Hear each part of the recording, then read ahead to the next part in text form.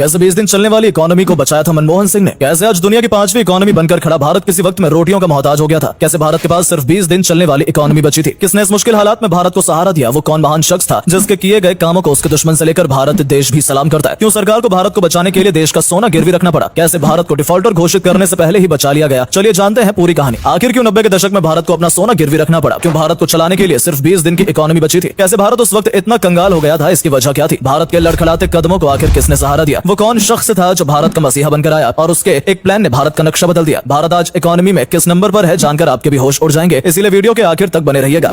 Technology, agriculture, industrial sector जैसे अनेकों sectors में अपनी पहचान बनाने वाला भारत आज किसी का मोहताज नहीं है। आज ना यहाँ धार्मिक लोगों की कमी है और ना ही पढ़े लिखों की। सोने की चिड़िया नाम से मशहूर भारत आज जमीन से लेकर चांद तक अपनी पहचान बनाने में कामयाब हो पाया है। और जो देश तरक्की में भारत से आगे थे आज वो भी भारत की तरक्की देखकर हैरान रह गए हैं। जी हाँ, 2014 में भारत इकोनॉमी में दुनिया के 11वें नंबर पर रैंक करता था, लेकिन आज ये सीधा 5वें नंबर पर आ गया और इसने France, United kingdom, Brazil, Italy, रूस, कनाडा जैसे देशों को पीछे पछाड़ दिया है। और कुछ ही समय पहले भारत की जीडीपी को लेकर एक डेटा भी जारी किया गया था। जी हाँ, ग्लोबल रेटिंग एजेंसी मूडीज के 2024 के कैलेंडर के अनुसार भारत का जो जीडीपी ग्रोथ रेट है वो 6.1 से लेकर 6.8 तक बढ़ सकता है। वहीं क्राइसिल के अनुसार साल 2031 तक आते आते भारत एक अपर मिडिल इनकम वाला देश बन सकता है, जिसकी पर कैपिटा इनकम 3 लाख से ज्यादा की होगी। और भारत की इकोनॉमी तो डबल होकर 7 लाख करोड़ डॉलर तक पहुंच जाएगी, जो कि आज इसकी आधी है। इससे आप अंदाजा लगा सकते हैं कि जो कल का भारत है वो आज से भी ज्यादा सुनहरा और तरक्की से चमकने वाला है। आज भारत की अर्थव्यवस्था में बहुत तेजी से उछाल आ रहा है और इस बात पर वर्ल्ड बैंक से लेकर IMF तक ठप्पा लगा चुकी है। जहां पहले पश्चिमी देश भारत के सामने खुद को बड़ा दिखाने और बढ़ चढ़कर बोलने की ताकत रखते थे, आज वही पश्चिमी देश भारत के साथ हाथ मिलाने की बात करते हैं। ये वही पश्चिमी देश हैं जो भारत को डिफॉल्टर घोषित करने के इंतजार में पलकें बिछाए बैठे थे और इसके लिए डेडलाइन भी जारी कर दी गई थी। भारत के इतने बुरे हालात हुए कैसे। कैसे भारत फर्श से सीधा अर्श पर जा पहुंचा। इसे जानने से पहले जल्दी से वीडियो को लाइक कर दीजिए और हाँ, पेज पर नए हैं तो इसे फॉलो करना ना भूलें। साल 1990 का दौर भले ही भारतवासी भूल जाएं, लेकिन भारत हमेशा याद रखेगा, क्योंकि अगस्त 1990 में भारत के खाते में जो विदेशी रुपया खजाना था वो सिर्फ 3 अरब 11 डॉलर ही बचा था और ये खजाना कम ही होता चला जा रहा था। और 1991 में भारत के पास सिर्फ 89 करोड़ डॉलर की ही फॉरेन करेंसी बची थी। यानी इन पैसों में सिर्फ भारत 2 हफ्तों का खाना और तेल का इंतजाम कर सकता था। लेकिन उस वक्त तेल के दामों में भी इजाफा हो गया था, इसलिए भारत को अपनी जेब से तेल खरीदने के लिए दोगुनी रकम निकालनी पड़ रही थी। देश कुछ ही समय में दिवालिया होने वाला था और इसे बचाने की जिम्मेदारी उस वक्त की सरकार की थी। 1991 में श्री पमुलपर्थी वेंकटा नरसिम्हा राव की सरकार थी। कुछ ही समय पहले प्रधानमंत्री कुर्सी संभालने नरसिम्हा राव के पास जब कैबिनेट सेक्रेटरी नरेश चंद्र पहुंचे और भारत के कुछ जरूरी कागजात सौंपे तो इन्हें देख नरसिम्हा राव ने एक ही बात कही, क्या सच में भारत के हालात इतने खराब हैं? इस पर नरेश चंद्र ने जवाब दिया, नहीं, असल में इससे ज्यादा है। सरकार को समझ नहीं आ रहा था कि आखिर देश के हालात बेहतर करें तो करें कैसे। लेकिन यहाँ एक सवाल ये भी उठता है कि भारत के इतने बुरे हालात हुए कैसे। तो इसके तार जुड़े हैं 1990 के गल्फ वॉर से, जिस वजह से तेल के दाम 2 गुने नहीं 3 गुने बढ़ गए थे। और दूसरी वजह था इराक, जिसने कुवैत पर हमला कर दिया था, इसलिए भारत के मजदूर भारत वापस आ गए और इनके द्वारा भेजी गई फॉरेन करेंसी पर भी रोक लग गई। इतना ही नहीं, यहाँ पॉलिटिक्स इंस्टेबिलिटी की वजह से भी भारत को काफी कुछ सहना पड़ा। जन आक्रोश का असर इकोनॉमी को भी इफेक्ट कर रहा था। भारत के डूबते हालात और दूसरे कारणों की वजह से NRI ने भारतीय बैंक से अपना पैसा भी वापस निकाल लिया। जब देश के हालात खराब हुए तो 80s के दशक में लिए गए लोन की ब्याज देने में भी दिक्कत होने लगी, जिससे इंटरेस्ट रेट बढ़ गया और तो और 1991 तक मनी इन्फ्लेशन भी बढ़कर 16% से ज्यादा हो गया था। इन सभी उलझनों से भारत को बाहर निकालने के लिए एक ऐसा माहिर फाइनेंशियल मिनिस्टर चाहिए था जो प्रोफेशनल इकोनॉमिस्ट हो, जो भारत की गिरती इकोनॉमी को थाम सके। इसके लिए नरसिम्हा राव ने इंदिरा गांधी के former secretary general PC Alexander से एक प्रोफेशनल इकोनॉमिस्ट के बारे में पूछा, जिसे वो एज अ फाइनेंशियल मिनिस्टर अपने साथ ज्वाइन कर सके। इसके लिए PC अलेक्जेंडर ने 2 नामों का सुझाव दिया। एक रिजर्व बैंक के फॉर्मर गवर्नर IG पटेल और दूसरे थे डॉक्टर मनमोहन सिंह। नरसिम्हा राव ने मनमोहन सिंह को अपना फाइनेंशियल मिनिस्टर चूज किया और ये सिलेक्शन उनका भारत के लिए टर्निंग पॉइंट साबित हुआ, क्योंकि मनमोहन सिंह जी भी रिजर्व बैंक के गवर्नर की कुर्सी संभाल चुके थे और इन्हें अर्थव्यवस्था का भी अच्छा ज्ञान था। इसलिए देश की इकोनॉमी को बचाने के लिए नरसिम्हा राव ने इन्हें पूरी छूट दी कि तुम जो चाहे वो कर सकते हो। इसके लिए मनमोहन सिंह ने नरसिम्हा राव को कुछ बड़े फैसले लेने के लिए कहा। इस वक्त भारत की इकोनॉमी का बोझ सिर्फ और सिर्फ मनमोहन सिंह के कंधों पर ही था। नरसिम्हा राव ने कह दिया था कि अगर हमारे किए गए फैसलों से भारत सफल हो पाता है तो इसका क्रेडिट सभी को जाएगा, लेकिन अगर ये पॉलिसीज काम ना आई तो इसके जिम्मेदार सिर्फ तुम होंगे। टास्क मुश्किल था लेकिन इरादा मजबूत, इसीलिए मनमोहन सिंह ने बिना डरे अपने कदम आगे बढ़ाए और सबसे पहली सीढ़ी थी डिवैल्यूएशन ऑफ रुपीज। अगर आपको इसका मतलब नहीं पता तो बता दें, डिवैल्यूएशन के प्रोसेस में सरकार जानबूझकर अपनी करेंसी को किसी दूसरे देश की करेंसी के मुकाबले सस्ती डिक्लेयर कर देती है। इसे ही करेंसी का डिवैल्यूएशन कहते हैं। इससे क्या होता है कि जो एक्सपोर्ट होता है वो सस्ता हो जाता है और ट्रेड को बढ़ावा मिलता है। हालांकि इंदिरा गांधी के टाइम में नरसिम्हा राव इसके सपोर्ट में नहीं थे, क्योंकि उनको लगता था कि पैसों का डिवैल्यूएशन मतलब भारत को मुसीबतों के जाल में घेरना है। लेकिन अपने कार्यकाल में इन्हें भारत की इकोनॉमी को बचाने के लिए डिवैल्यूएशन करना ही पड़ा। हालांकि उस वक्त राष्ट्रपति वेंकट रमन इस बड़े फैसले के हक में नहीं थे, लेकिन फिर आखिरकार 1 जुलाई 1991 में पैसों का डिवैल्यूएशन हुआ और ये एक बार नहीं किया गया, बल्कि मनमोहन सिंह के कहने पर नरसिम्हा राव ने इस प्रोसेस को 2 चरणों में बांट दिया। पहले चरण के करीब 48 घंटे बाद दूसरा डिवैल्यूएशन किया जाना था, लेकिन नरसिम्हा राव इसके लिए तैयार नहीं थे और 4 जुलाई की सुबह नरसिम्हा राव ने मनमोहन सिंह को कॉल कर सेकंड फेज के डिवैल्यूएशन को रोकने की भी बात कही, पर शायद किस्मत को कुछ और ही मंजूर था। इसलिए मनमोहन सिंह ने जब इसे रोकने के लिए रिजर्व बैंक के डिप्टी गवर्नर को फोन किया तो पता चला कि डिवैल्यूएशन तो आधे घंटे पहले ही हो चुका है। यह सुनकर मनमोहन सिंह को बहुत खुशी हुई, लेकिन नरसिम्हा राव के सामने उन्होंने इस खबर को बड़े ही दुख के साथ बताया। खैर, पैसे का डिवैल्यूएशन प्रोसेस तो पूरा हो गया, लेकिन लेकिन अभी देश को बचाने के लिए बहुत से काम बाकी थे और सबसे जरूरी मुद्दा था कर्ज, जिसका इंटरेस्ट बढ़ता ही जा रहा था। इस मुद्दे को सुलझाने के लिए नरसिम्हा राव ने फिर मनमोहन सिंह से सलाह मशवरा किया और भारी फोर्स और सिक्योरिटी की निगरानी में 46 टन से ज्यादा सोने को लंदन की बैंक ऑफ इंग्लैंड की सेल में पहुंचा दिया गया। इंपोर्ट करने के लिए करेंसी नहीं थी, इसी वजह से सरकार को मजबूरन छुपते छुपाते देश के सोने को लंदन में गिरवी रखना पड़ा था, जिसके बदले इंग्लैंड ने नरसिम्हा राव को एक बड़ा अमाउंट उधार दिया, जिससे नरसिम्हा राव ने भारत को डिफॉल्टर घोषित होने से बचा लिया। लोन चुकाने के लिए अब भारत को थोड़ा और वक्त मिल गया था। फिर 24 जुलाई 1991 में मनमोहन सिंह ने पहला बजट पेश किया, जिसमें लिबरलाइजेशन, प्राइवेटाइजेशन और ग्लोबलाइजेशन इन तीनों कैटेगरी में बदलाव किए। इंपोर्ट फीस को घटाकर एक्सपोर्ट को प्रमोट किया, वहीं कस्टम ड्यूटी में भी चेंज किया और इसे 220 से उतारकर सिर्फ 150 कर दिया। इतना ही नहीं, मनमोहन सिंह ने चीनी खाद्य पदार्थों और सिलेंडर के दामों में भी बढ़ोतरी कर दी और जो किसानों को फर्टिलाइजर पर दी जाने वाली सब्सिडी थी उसमें 40% की गिरावट कर दी। बैंक सेक्टर्स पर भी ध्यान दिया गया और नई बैंक जो कोई खोलना चाहता था उसके प्रोसेस को बहुत ही आसान बना दिया गया, जिससे ज्यादा संख्या में भारत में बैंक्स खुलने के चांसेस बढ़ गए। पहले प्रोडक्शन पर सरकार की मर्जी चलती थी, यानी कौन सी कंपनी कितना माल बनाएगी ये सरकार तय करती थी, लेकिन मनमोहन सिंह ने इस रूल को ब्रेक कर दिया और ये कंपनी फैक्ट्री पर छोड़ दिया कि वो कितना प्रोडक्शन करती है। इससे भी देश को काफी मदद मिली। इसके अलावा मनमोहन सिंह ने फॉरेन इन्वेस्टमेंट लिमिट को भी बढ़ा दिया। जी हाँ, पहले इंडस्ट्रीज सिर्फ 40% तक फॉरेन इन्वेस्टमेंट कर सकती थी, लेकिन अब उन्हें 51% की छूट दे दी गई। इन्हीं सब वजह से भारत में इंडस्ट्रियल सेक्टर को बढ़ावा मिला और मनमोहन सिंह की वजह से भारत की अर्थव्यवस्था में एक बड़ा उछाल देखने को मिला। बड़ी बड़ी बैंक्स ने भारत में कदम रखे और दूसरे सेक्टर्स को भी आगे बढ़ने का मौका मिला। इन्हीं सब की वजह से भारत सरकार ने जल्द ही इंग्लैंड से अपना गिरवी रखा सोना भी वापस ले लिया और 2009 में कांग्रेस ने 200 टन सोना खरीदकर भारत के गोल्ड रिजर्व को और मजबूत बनाया और आज भारत कहीं ना कहीं मनमोहन सिंह की वजह से ही इतनी तरक्की कर पा रहा है। दोस्तों, आपको ये वीडियो और हमारी मेहनत कैसी लगी कमेंट में बताएं। वीडियो को लाइक, शेयर और पेज को फॉलो करना ना भूलें। मिलते हैं आपसे अगली वीडियो में, तब तक के लिए bye bye and take care.